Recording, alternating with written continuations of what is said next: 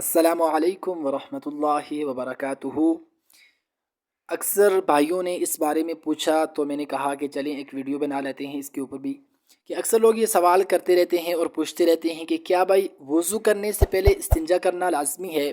تو اس سے پہلے ہمیں جو بات سمجھنے کی ضرورت ہے وہ یہ ہے کہ استنجا کہتے کسی کو ہیں۔ یاد رکھیے کہ استنجا کی جو تعریف ہے وہ فقہا نے اس طرح سے کی ہے کہ پاخانہ یا پیشاب کرنے کے بعد جو ناپاکی شرمگاہ یعنی پخانہ پیشاب کی جگہ پر لگی رہ جاتی ہے، اس سے پاک و صاف ہونے کو استنجا کہتے ہیں۔ اب ایک بندہ ہے، ایک مثال کے طور پر میں نے آپ کے سامنے ایک مثال پیش کی کہ ایک بندہ واش روم جاتا ہے صبح 10 بجے۔ اب وہ واش روم گیا، اس نے اپنا جو قضائے حاجت مکمل کی، اس نے استنجا کیا اور واپس چلا آیا۔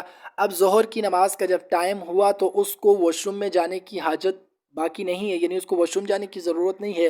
تو اب وہ واش روم میں جا کے دوبارہ سے وضو کرنے سے پہلے استنجا نہیں کرے گا، کیونکہ استنجا کی تعریف آپ جان چکے۔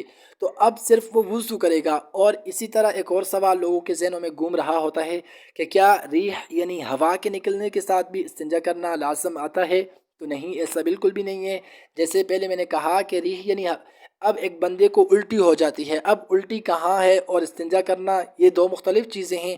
تو وضو جو ہے، اصل وضو کیا ہے؟ وضو کے جو فرائض ہیں، وضو کی جو سنتیں ہیں، جو وضو کی مستحبات ہیں، وہ ایک علادہ چیز ہے۔ اور جو استنجا ہے وہ تو ایک پاکی کا ایک علادہ طریقہ ہے کہ جب آپ پخانہ یا پیشاب کریں گے تو اس ٹائم پہ آپ استنجا کریں گے، یا کسی بندے کو الٹی ہو جاتی ہے یا کوئی بندہ سو جاتا ہے، تو یہ ساری وہ صورتیں ہیں کہ جن سے آپ کا وضو فاسد ہو جاتا ہے، یعنی وضو ٹوٹ جاتا ہے۔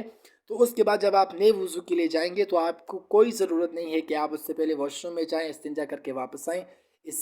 یہ استنجا کرنا اس کی کوئی ضرورت نہیں ہے، یعنی کہ صرف وضو بھی آپ کے لیے کافی ہے۔